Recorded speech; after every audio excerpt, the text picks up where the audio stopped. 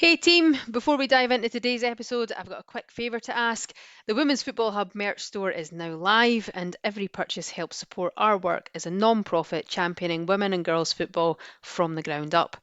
There's something for everybody, adults and kids. There's loads of colours and sizes, and your support helps us grow the game one piece of apparel at a time. Just head over to www.womensfootballhub.com to check it out. Thanks for backing the hub, and now let's get into the episode.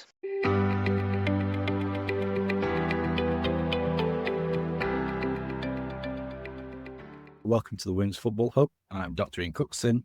I'll be your host today. Our guest today is Lucy Burdin, who is a freelance sports psychologist. I've got to say, I do love your company name, the Support Psychologist, which I thought was very clever. But you've previously worked for Arsenal Women's Academy and for the London City Lionesses. A warm welcome to you, Lucy. Thank you very much. Thank you for having me on. So I reached out to you because I'd heard you had experience working with goalkeepers. And then when we having that initial contact, you talked about being interested in discussing trauma and somatic psychology. So I'm hoping we can literally make it a game of two halves and we can do a bit of both. Because, yeah, that's the kind of areas that trauma and somatic psychology are developing, aren't they? Really becoming more prominent. So we'll get to that. But so firstly, in addition to your working women's football, what other experience have you gathered? Are you any other interesting sports that you've worked in? Yeah, so I've worked in netball and in hockey as well. So yeah, more team-based sports and some exercise domains as well. So those who are doing a marathon, etc., who need support. So I try and support as many people as I can in different fields, if you like. Yeah. What's your view of that? Just asking a bit more about that, because I find there's lots of similarities across sports, but then each sport has something quite unique in terms of the psychology. Yeah, it does vary. I think every sport's different, but like you said, team sport does vary, but I think it all depends on the environment and the culture that's there. I think that has a big impact. And obviously the financial costings of different sports as well, and like demographics. So it's forever changing. I've never worked in a team that's exactly the same as another team, if that makes sense. There's always something very different.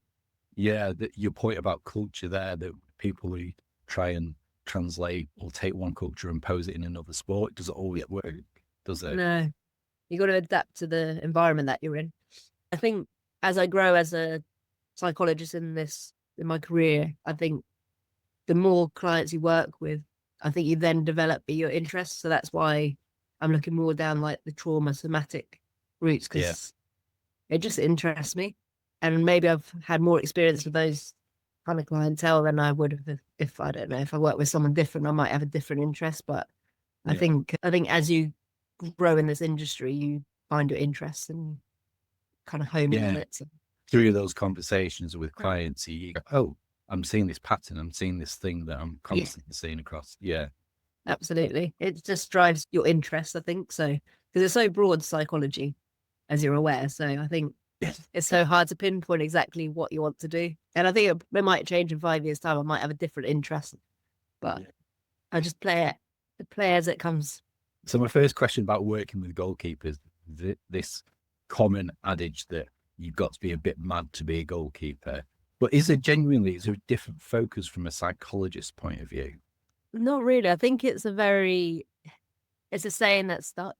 I've never really understood it. I always think like it's a bit of a harsh comment, like they're just a person type thing. I just think it takes a lot of bravery to be a goalkeeper, and there's a lot of resilience as well that's needed, because if you concede a goal, you've got 10 people looking at you thinking, what have you just done? And you got a manager. So there's so much pressure on being a goalkeeper that I think more people avoid it, hence why they're not a goalkeeper. But those who embrace it and embrace the challenge are actually not superhuman, but they're very confident in their ability, and they show different skill sets from a psychological perspective than an outfielder might do.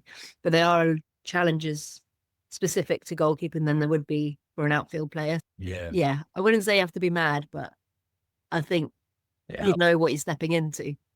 Yes. Yeah. No, that's interesting, because I was hoping that you'd pick something out a bit more specific than they're a bit mad. Bravery, I think we could all maybe assume that they are brave because of the literally have to throw yourself in there. But the resilience is an interesting point. So how do you as a psychologist work on that with goalkeepers? Or you consider that maybe they are already naturally resilient? Yeah, I think there's some sort of thrill seeking in it. I know in the women's game, it's you throw into that position because no one else wants to go in when you're very young. It's probably changed now since I was a child, but no one wants to do it. But there's always one who might step forward, and then they enjoy the thrill it gets when they make a save or diving around. It might be just very different. So I think the challenges a goalkeeper has is that self-talk. Sometimes it can be negative. Other times they don't notice how they're talking or communicating to themselves. Sometimes it might be very external. So they're looking for that external praise. But when they concede it, that obviously changes their motivation, their confidence, etc. So in one goal being conceded can disrupt quite a lot of the psychological aspects in one hit. Whereas in an outfielder, they might misplace a pass, but then their team might regain possession. So that's forgotten. Yeah. Yeah, So you've got a lot of time to dwell on those things as a goalkeeper.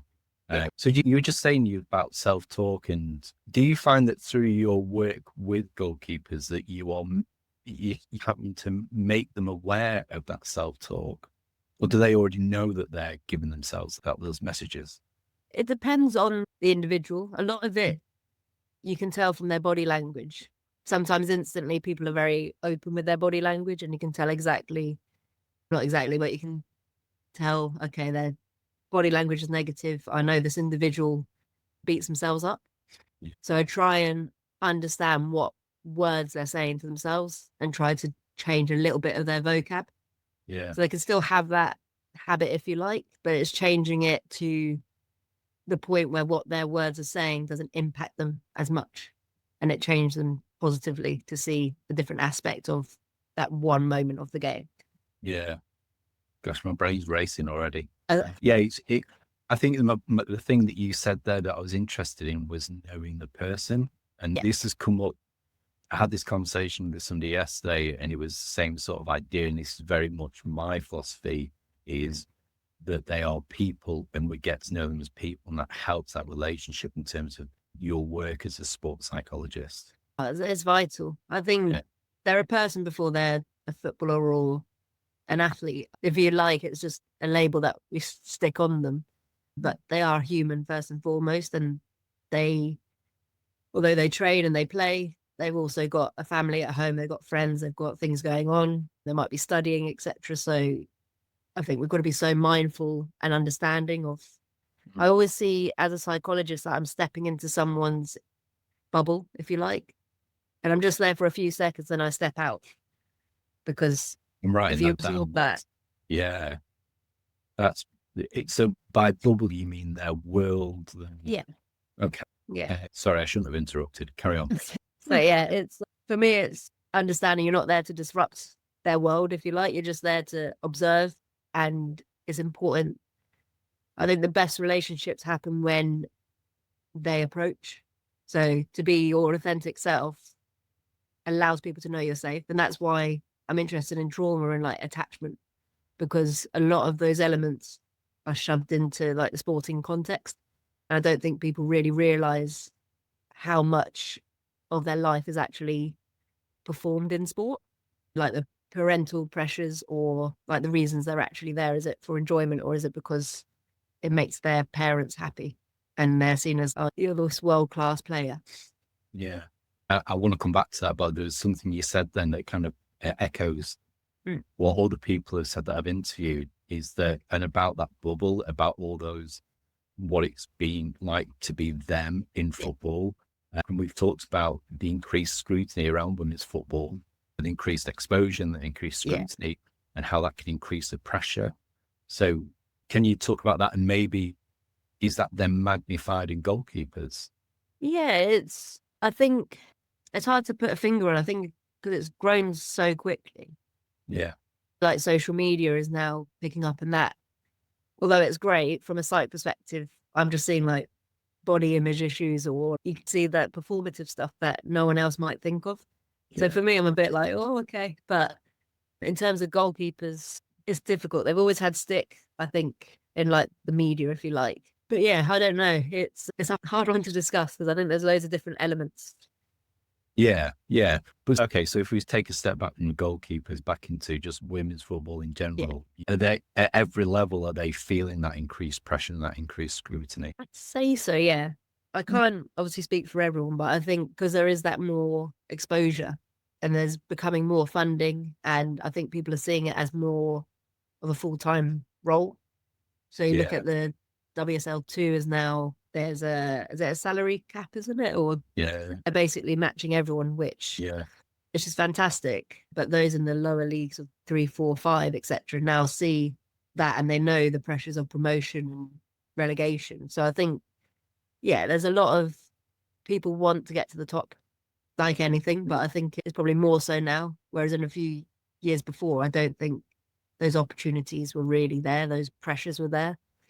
But now I think because there's so much success and the financial rewards are coming, I think it's more of an incentive to feel that pressure in a way. Yeah. Gosh, yeah, I could talk about that for as a topic coming for another half, but anyway. But let's go back to, so you've introduced this idea of trauma and somatic psychology and attachment. I had Louis on a while ago who talked about trauma, and we talked about this distinction between maybe big T trauma and little t trauma, or what we might consider adverse childhood experiences, and some of those distinctions. But do you want to just give your explanation of what you understand trauma is, but particularly I think what somatic psychology is, because I don't think many people have heard that term before. To me, trauma is basically a disruption of your nervous system, if you like. So it could just be a consistent argument in your family, or a divorce with your parents, etc. It could be bullying. It could be anything that makes you feel unsafe, is how I perceive trauma as. Some people may think it's going to war and then getting PTSD, but there's so much more to trauma in our everyday life that I don't think people realize. I know it's a bit of a popularized word now these days, but I think it's important for people to understand that although it might not seem like trauma, but if it impacts how you respond to a certain situation, then it's going to have an impact inside. So your nervous system it regulates absolutely everything in how you behave, how you respond to certain things, because we're wired to survival, aren't we? So I don't think that's ever going to change. Even with AI, I don't think that's ever going to change. I'd be impressed if AI could do something, but I think we'd all be robots by then. But in terms of somatic, I find it more and more important to understand, because it's basically about keeping the body in check and making sure that we're not going into fight and flight straight away, that our body's at a stage where it knows it's safe. And with somatic therapy, it's very much understanding your body, its responses, and how to reduce that reaction and kind of make yourself feel safe and not run away from a situation, and rather understand and give yourself that safety, rather than expecting. That's where the attachment comes, where you expect your caregivers to give you that safety. And it's just putting the two and two together. But with somatic, it's more doing it yourself and actually feeling safe within yourself. So many questions. It's something, because it's a topic that, like I say, is becoming more popular and utilized within sports psychology, and I've not really delved into it. Obviously, I'm familiar with kind of the attachment theories of Bowlby and etc. But so attachment theory is this idea that we have caregivers that we feel secure with, okay, and this gives us a sense of security as we move into adulthood. So how does that relate to the somatic bit? Just explain that relationship a little bit for me. It's essentially, if your caregivers aren't there in a moment of stress, that's when your body thinks, this is, how can I trust them now? So that's when it escalates, if you like. So that's when you go into that survival mode. And when you're young as well, you obviously can't survive without others. So it's pretty impactful, because the people you believe to help you, or you believe your family will stay together, and then there's a divorce, although there might be a nice divorce, if you like, where the parents are still friends, etc., it still impacts a child because they haven't got their caregivers together. And there might be so many changes of different partners coming in, etc. So those little movements as well can impact a child. So when we relate it to sport, you've got a child or an athlete coming from that environment into a sporting environment where they might receive attention from their parents because of the sport, or it reunites their parents together in that sporting environment. So they receive what they perceive as safety, but it's not fixing the issues that they've had in the past, if that makes sense. I think one of the questions I had was, when we use the term caregivers, we often think of parents, but that in the family environment, that can be like grandparents or uncles and aunties. So in this sense, can that relate to coaches and other staff? Absolutely. I think it's anyone who shows care, but in a way that feels safe. So that potentially that relationship could be quite complex if you've got these relationships with parents, with grandparents, with coaches and other staff. There's a range of attachments going on there. We're very social human beings. Yeah, very much. Okay. And that then manifests as what in the individual if those attachments aren't secure? So it's what we see in like anxiety, which I know again is a word people like to use instead of nervousness. So it can be anxiety, it could be distracting themselves easily. So they don't have to, they run away from their feelings because those feelings they don't know how to process. It could be talking loads, it could be suppressing how they're feeling, like they might be really quiet in environments. So again, that would hinder their performance because they're blocking off their growth, if you like. So they're just trying to stay safe. I think in the past when I've had coaches, depending on the coach, if they're quite a vocal coach and will tell you when things are wrong, that can make you feel crap. So that's when your nervous system will not want to go to training or want to talk to anyone, etc. So it's constantly, your body's trying to keep you safe. And some people either hide from those environments or they try and show that they perform to get the gratitude that they need or the satisfaction that they need. So it's all balancing and trying to get certain levels up, etc. So is there a response then where they will, like you said there, that they will perform in a certain way to generate that response, that attachment with certain people? And is that in sport, in their chosen sport, they will perform, act in a certain way? Or is it off the field more than on the field? It depends. I think some is just purely on the field. Because that's where they get that praise, etc., which they might not be getting at home. And at home, it might be they have to stay quiet. And it could be vice versa. Some hide it very well and some don't. So that's why it's important for psychologists to see the person and just observe. But if you're coming into an environment as a psychologist and you don't know this group of people individually, because it sounds from what you're saying, like if you've known them for a long time and you see a change in their behavior, you can recognize that. What do you do if you come in and to assess where they're at in terms of trauma and these attachments? I think you can't do it overnight. I think it's about building that trust in those relationships, which is so important. That's why for me as a psychologist, it's important to be there long term. It doesn't work if you're just in and out once a month sort of thing or completely external to a club. I think it's important to be involved, and that's where you see the natural behaviors, if you like. So without even speaking to an individual, you can see certain behaviors and you monitor it without them knowing. You're processing without realizing. So I think it's a hard role because you're always switched on, and I don't think people realize that. I think they think it's just a one-to-one or a workshop, whatever it might be, but actually in the dining room when we're all eating, we're looking for certain clues of behavior or who's socializing with who, etc. So you're constantly switched on. Yeah, I think this might horrify some of the players I work with, but so obviously I work with the England amputee football team, and it gets to, because we start at breakfast at around 7:30 at a training camp and then you don't finish potentially till 9-10 o'clock at night. By about 8, I'm done. I can't have conversations with people because you, like you say, you're watching the coaching sessions, you're watching their social, you're watching how staff behave. It's just constantly, Sorry, that was just my point. That's true. Switched up. And my brain's racing a little bit because, like I say, I'm trying to understand this as we talk. But you said something then about being there and being seen, being part of that group.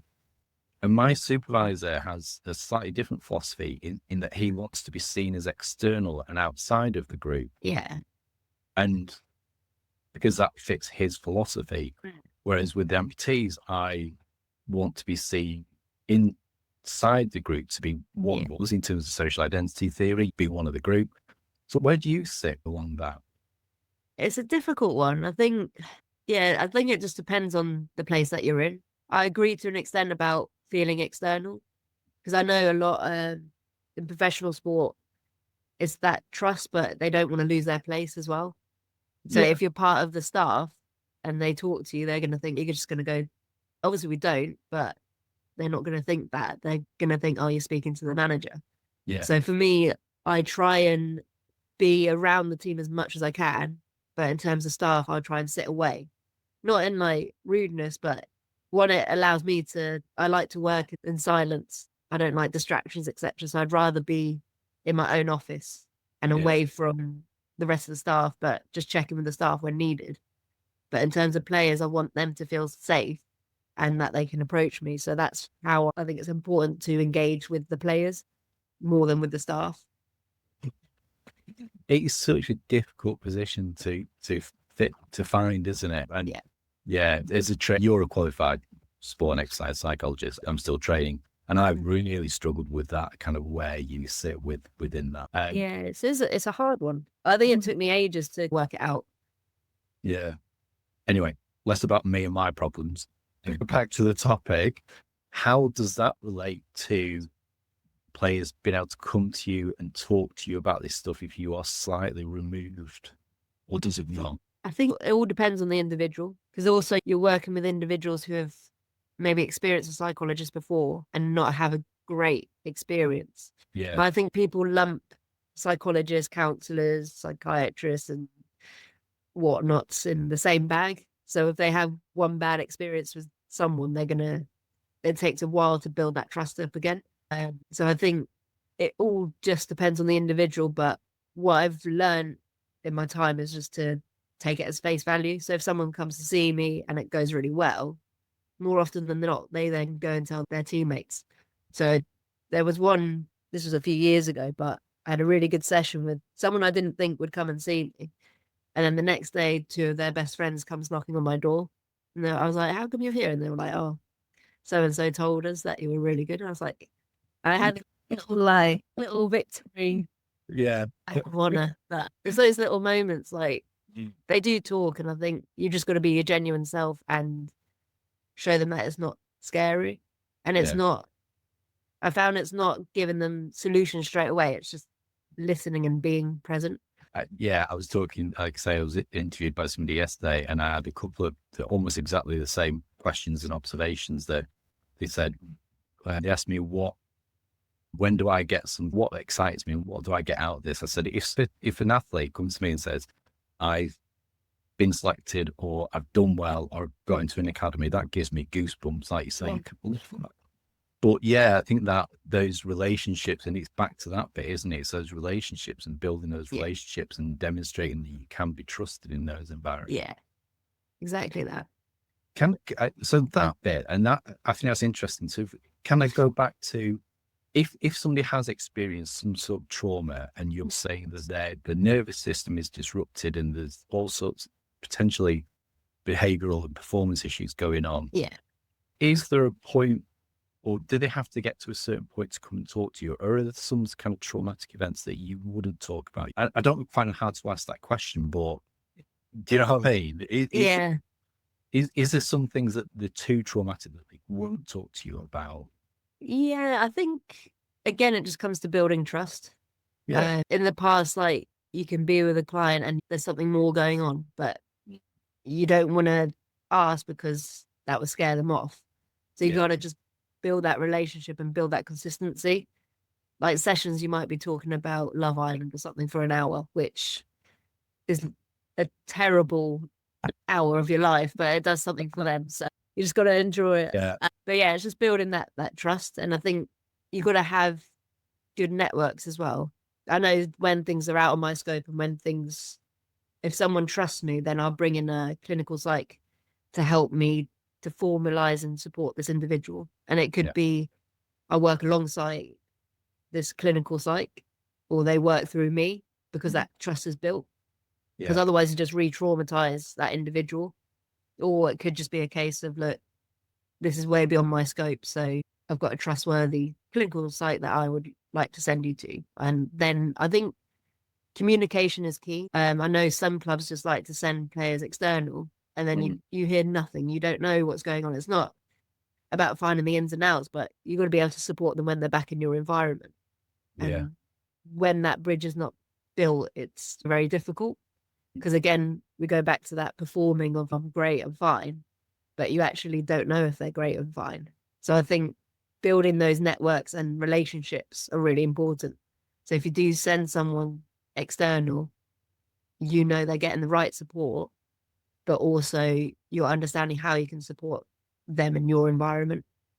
So for me, it's all about communication and knowing what you're comfortable with and ultimately what the client's comfortable with as well. So communication, relationships, really. And again, that area of navigating when to refer, building trust, and when you internal exit, that's another really difficult area to navigate, isn't it? For psychs? It really is. Yeah. That's why I try and keep, I keep, like, safeguarding is the person you got to have by your side and like bounce ideas off, etc. Because you can't do it on your own, because it's your career, but also the well-being of this individual. So safeguarding have to be in the loop, and it's a great way of just understanding their perspective and your perspective and coming up with the best solutions. Yeah, working in MDTs is challenging, isn't it? But what about in terms of your well-being? Because there's this idea of secondary trauma, isn't there? You're exposed to being discussing these quite challenging circumstances sometimes. So how do you deal with that? How do you look after yourself? Great question. So I've obviously got supervisors that I trust. I did see a psychologist for a bit as well, just to understand certain situations, etc. So I think it's important to have people in the know that you can bounce off and process, because sometimes things can be challenging and you think, am I going mad, or have I dealt with this well? Yeah. So having those support groups is really important, but it's also helps you switch off. Because in professional football, you're working 7 to 10 days in a row.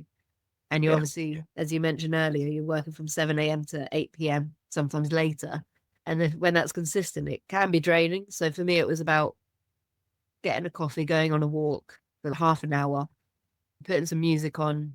Cooking became my salvation. So when I came home after a long day, I'd cook and just everything would almost disappear. Yeah. And it's just finding techniques that help. So sometimes I'd write, or I'm going to sound like the saddest person, but I do a lot of puzzles, and I find, or like Sudokus, just something that relaxes me. But I think what's helped me a lot is that analogy of it's their bubble that I've just stepped into and coming out.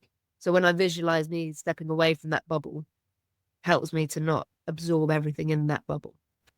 That's really powerful. That's really helpful.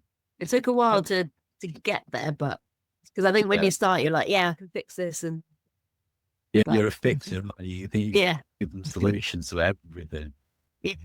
I want to ask just one, question around. There's two really about the prevalence of trauma in women's football, but then I guess related to that, what do interventions around trauma and somatic psychology look like for you?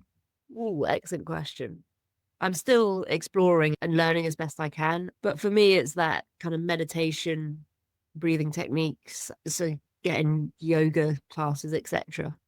Or going for walks are really important. So sometimes I wouldn't speak to a player in a room. It would be like, we're going to get a coffee and then we're just going to go for a walk. And I learned recently that, what's it called? The rapid eye movement therapy. EMDR? Yeah.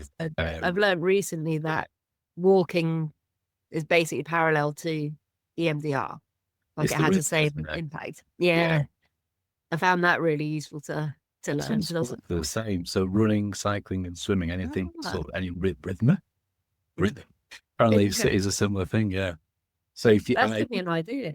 My PhD was around cycling, it was around active travel. Yeah. And people cycling in green spaces described it as almost meditative. It can be switch off and enter almost a flow state just through that rhythm. Yeah. There is some research. I'll find it. I'll send it to you. Yeah. Yes, please. I find it fascinating because I think there's so much like this world gives us that we just ignore. But being in nature is just sitting in the sun. When we get 5 minutes of sun, just sit in it. Yeah. Or just enjoy the coffee you're drinking, the food you're eating. So when players are anxious before a game, I try and teach them that. Enjoy your food. What does it taste like? What does it smell like? What you're hearing. So the very basic techniques, but it just allows them to be present rather than thinking, oh crap, we've got a game in 20 minutes or whatever it might be. It won't be 20 minutes because they'll get a stitch. But that was going to be my observation, that there's nothing, and I don't take this as an insult, but there's nothing particularly deeply psychological about that. It was just being very present and human. Yeah, absolutely. And I'm learning more. So I'm currently looking at, it's like a webinar with quite a highly rated therapist at the moment, but they're very into that somatic and trauma focus. So it's the guy who wrote The Body Keeps the Score. So he's in it as well. Yeah. And they're just very much about EMDR, but also just about being present and teaching your body about just saying phrases to yourself of you are loved, etc. That makes your body feel safe. Yeah, I'm exploring how it works within a sporting context as well. But I've just worked with so many individuals where they do open up about certain things or they're anxious because of X, Y, and Z. Yeah. And obviously that comes into that sporting field. So it's an interesting area. But yeah, there's just so much of it. But as you say, it is whenever I suggest like breathing techniques to people, I always think, I've got a degree in this. Like, how's it? Then 60 grand to get qualified. Just telling someone to breathe. Yeah. And I have heard people dismiss it, but I've used it myself. And I think just that using it to kind of just slow down your nervous system's reaction can be really, especially around the start and set pieces and things like that, can't it? Yeah. There's so many different moments in sport that you can utilize it effectively. Like I say, if there's a break and play or a free kick, whatever it might be. Yeah. It's an opportunity to reflect and understand what the next moment needs from you. Yeah. Fantastic. I could just keep asking you about this for another hour, but we're going to have to wrap it up, I'm afraid. But what is if you're going to give one takeaway to players, coaches, parents, about anything we've discussed today or thing? I would say just be present and enjoy what you're doing. Don't get fixated on one goal. Like just enjoy being around people, enjoy being outside, enjoy the good moments, the not so good moments, and just be as present, because the older you get, you're not going to remember the score lines or anything. You might have a medal, but you're not going to remember the joy you had about being around a certain team or the friendships that you've developed.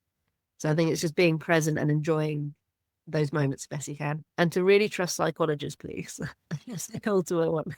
We're not here to diagnose you. We're here to understand you and support you, help you process things. So absolutely. I love that. I love the fact that you remember the relationships and being around people, because that is what a lot of us get into sport for, isn't it? Yeah, absolutely. It can really help. I've really enjoyed it, Lucy. That's been quite unique because I've learned something today. So where can people find you on social media or online? So I've got an Instagram handle. I think you call it a handle, but it's called The Support Psych. And then I've obviously got a LinkedIn page as well, which is The Support Psychologist. And then I've got a website, which is thesupportpsychologist.com. Fantastic. Okay. Hopefully people who are interested can get in touch and ask you some more questions. Absolutely. Thank you very much, Lucy. Really enjoyed it. Thank you. Likewise. Thank you very much.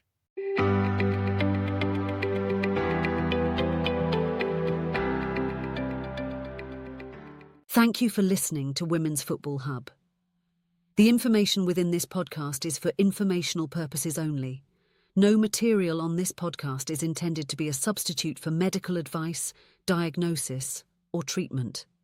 Please contact your doctor or another healthcare professional if you have any questions about anything raised in this podcast.